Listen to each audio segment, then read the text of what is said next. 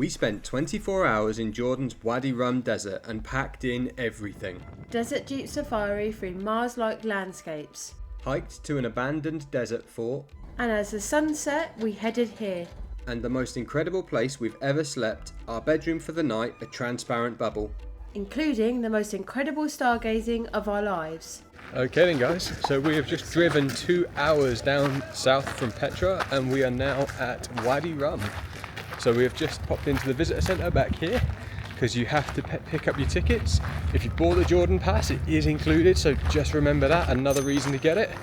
And now we need to go find the meeting point for our hotel for the night. And it's going to be a little bit different. Just wait until you see what's inside this thing. Out here in Wadi Rum, you quickly realise why it's compared to Mars. To reach our camp, hidden deep in the desert, we had to part ways with Iyad and continue by 4x4. There's simply no road a car could take. Tucked away in the quieter northern reaches of Wadi Rum, our camp for the night, the Bubble Luxotel. Sat nestled among the sandstone mountains, a true bucket list stay beneath the stars. We're just checking in now to our hotel for the night. And if you hadn't guessed already, it's going to be a little bit different. Who says camping can't be luxurious? This place takes glamping to a whole new level, complete with power, a rain shower and a big double bed. With a transparent roof for stargazing and just enough privacy to feel tucked away, it's a once in a lifetime stay and an absolute must if you're visiting Wadi Rum. When I joked about staying in a bubble, I never actually thought Tom would book one, let alone in the middle of the desert. This one even has another surprise in store, but we'll show you that later. So we're all checked in, freshened up. Now we're heading back to reception to meet our driver because we're heading out into the desert to catch the sunset. And once we've done that, we're going to grab some dinner and then go stargazing. Huh? A few moments later. Don't wear a baseball hat. Picked up right from the camp, you can book a private Jeep Safari for a few hours to explore different spots around Wadi Rum. We chose a 2-hour sunset tour with our guide Sharif, and it's good to know the price is per card, not per person, so if you're a group it works out even better value. You might recognise this from Star Wars, as this is one of the filming locations that they used. As well as film locations, we climbed to a natural rock viewpoint and even spotted ancient Nabatean carvings showing a caravan of camels, all before finding a quiet spot on an isolated rock to watch the sunset. So we're just heading up to a rock formation now because apparently you get a really good panoramic view over the desert. Make sure you're wearing good walking shoes if you plan to climb up any of the rocks. They can be a little bit unsteady, and the other thing to bear in mind is you'll end up with tons of sand in your shoes. Honestly, it's unbelievable, we're still finding it. We're back on the truck and we're heading to our next stop. Lost in the desert for thousands of years, these carvings show a caravan of camels. They're believed to have been used for navigation or communication, and incredibly they're thought to be between 7,000 and 8,000 years old, making them older than the pyramids of Egypt.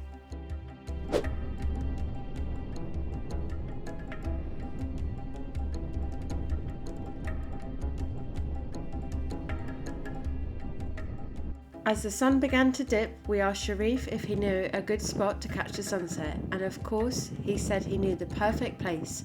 A few kilometres away, far from anyone else, we stopped atop a rocky ledge to watch the sunset melt into the desert horizon, a moment that's simply unforgettable. A couple of quick tips if you plan to do a Jeep Safari. Wraparound sunglasses are a must. The back of the Jeep is open and the wind blows sand in your eyes. As you can imagine, there's no shops out in the desert, so make sure you carry water and maybe a light snack if you're going out for more than a couple of hours. If you don't fancy being out in the heat, do a sunset tour as the temperatures are much cooler. And whilst the drivers are great, the Jeeps are a little bit bumpy, so make sure to keep hold of your possessions. Thankfully our guide managed to find that hat on the way back. It was definitely worth it. Yeah, it was 35 D. 35 JD, 35 35 dinar for the truck, we'll just say as well. So if there was 4 of you, it'd did work out a little bit cheaper, obviously for two of us, 35 regardless. So bear that in mind when you're doing it, and that's for the 2-hour tour. But Sharif, absolute legend, even found Nikki's hat, despite the fact it flew off about 2 minutes into the tour. So that will be coming home with us, where we didn't anticipate it might not be. As the light fades, the desert reveals another side, calm, mysterious and completely transformed. That is where the sun set. All you can see is That's our little bubble. the sun. Yeah. And then the Luxotel sign down there. So before coming here, we had it in our heads that it was going to be quite cold at night in the desert. We're sort of here in the summer, and it's not too bad. Yeah, it's about 27 degrees at 8 p.m. Yeah. So I don't think we can complain about that. With the wind, it does feel a little bit cooler, but it's not too bad. So now it's time for some dinner in the big bubble. The restaurant sits just beside the check-in area, spread across 2 spacious bubbles. There's plenty of room to relax without feeling crowded, all while enjoying stunning views of the desert. Dinner comes as a big buffet with plenty of options, but the real star is the Bedouin speciality zarb, cooked slowly underground over hot coals for hours, absolutely worth trying. Now time for dessert. And we're now heading out to do some stargazing in the middle of the desert. God, Nikki's trousers are luminous. Won't lose her for sure. One of the best things about stargazing here is how close it is to the main site. Following our guides away from the camp's lights, we were able to take in the full spectacle of the night sky right above us. Lying back on the padded seats in the dark, with the guides tracing stars with their laser pointers, it honestly felt like the universe was opening up just for us. This is funny, I find this in Petra, and if it's 2,000 years old, it's Nobotzi, and I have to give it to museum. But it's 90 million, so I can keep it. Quartz, round, smooth, can only be formed by the erosion of water. And it's elongated, it's actually made by river. And they're everywhere. Of course, you can turn it to kryptonite, see if Superman is here. Nobody's getting weak. I've ordered something from space. This is 100 times more expensive than gold. This is a piece of a rock from the asteroid belt between Jupiter and Mars. And it fell down in Sweden. I want to show you guys what a meteorite looked like. This is not any meteorite. This is really, really cool one. This is how the rock really looked like from outside. And this is slightly polished, but it literally looked like that. And when you cut it, the magic happens. What you see is almost like stainless steel brushed. And that's natural. So it's not made in factory. It's made through something called fusion crust. It hit the atmosphere, we're talking 30 to 50,000 miles per hour. Hitting the atmosphere, incredible speed, and have this weird fusion crust in it. Well then, we are now walking back from the stargazing experience. Really loud crickets, a bit annoying. Yeah, we couldn't really film much in there because in essence we were laying down on a nice soft mattress watching the stars as we were instructed about them, but also given the opportunity to look through some rather expensive telescopes to see them up close and personal. Just absolutely phenomenal. There's so many limited places on Earth where you can see so much. To be able to lay back and look at the Milky Way with your naked eye and not have to use anything else is quite fantastic. And oh, a bit of light and I can suddenly be seen. It is proper dark here, but yeah, if you come to Wadi Rum, just definitely do it, you know, whilst you're here. So we've talked about portion sizes here in Jordan, and hiking up to the monastery earlier, one of the rocks gave way, managed to roll my ankle a little bit bruised. Ask at the bar here at the campsite in Wadi Rum for some ice. I get a massive bag of ice. Okay, so coming to Wadi Rum, we had originally booked a Bedouin tent, But after the day we've had hiking and everything else in Petra, we thought we'd splurge a little bit, and not only did we get the bubble, but we got something to relax in afterwards as well, all whilst looking up at, albeit you won't be able to see this, the Milky Way. Well done guys, we're at the beginning of day 3.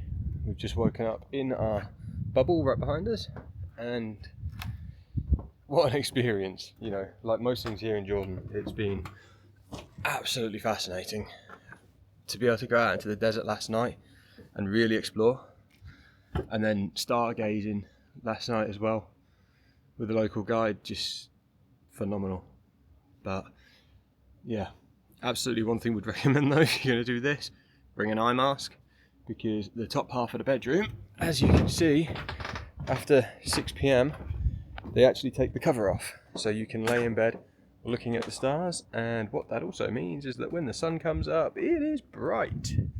So from about 4:30, 4:45 this morning, the light came up and it all started to get a little bit bright, but an eye mask will fix that perfectly. It's amazing here though how it looks completely different at different times of day. So when we did the sunset tour last night to this morning, as you can see, the desert's a completely different colour, and it just means we've got to go explore it once again. And actually, where we're going in a couple of minutes is right over there. Just walking over to the French fortress now. It's about a 10-minute walk, 20-minute walk maybe. It wasn't.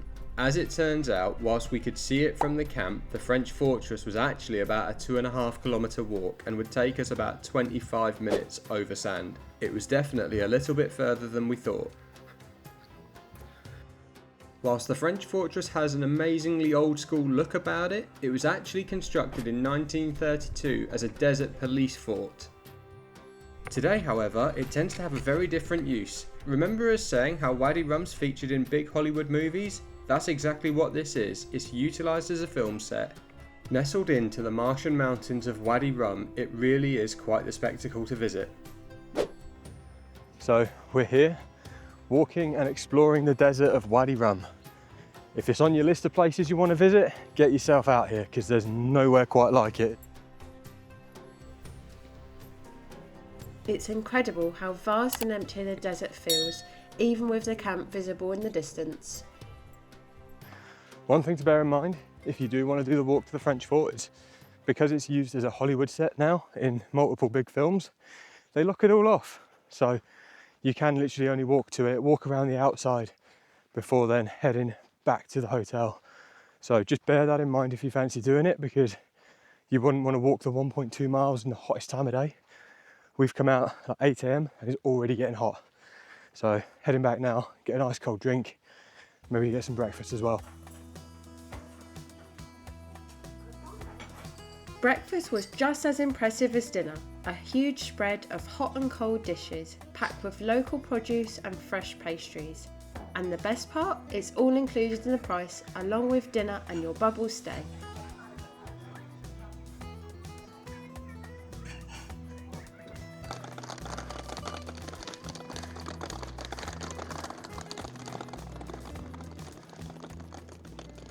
Well then guys, that concludes our overnight stay here in Wadi Rum.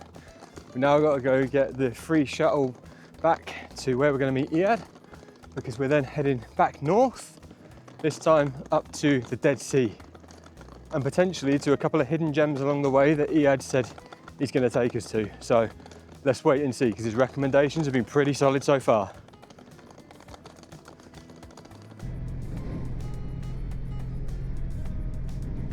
Before you go, here are our must-know tips for Wadi Rum. We'd recommend to stick to hand luggage only. The space in the back of the jeeps getting to the camps is pretty limited. Definitely recommend to bring cash down to the desert. You'll need it to pay for jeep safaris and there are no ATMs. Do the stargazing. We didn't think it could get any better after sunset, but with the telescopes and amazing guides, it was next level. Truly out of this world. We even got a free photo included under the Milky Way. When planning your trip, make sure to check both the day and night temperatures for the desert. They can vary massively depending on the season. If you want to unwind, book a bubble with a hot tub. There's nothing better than soaking under the stars after a day exploring. Next we hit the road towards one of the most extraordinary places on earth, the Dead Sea. Journeying through desert landscapes and hidden viewpoints, we descend to the lowest point on earth to float in its mineral-rich waters, an experience like no other. Our time in Wadi Rum reminded us why we travel: to disconnect, to explore, and to feel small beneath something so vast. The desert leaves you quiet, grounded, and completely in awe. And if you haven't already, check out our full Petra guide and make sure to subscribe so you can join us as we continue our journey, turning part-time travel into full-time memories.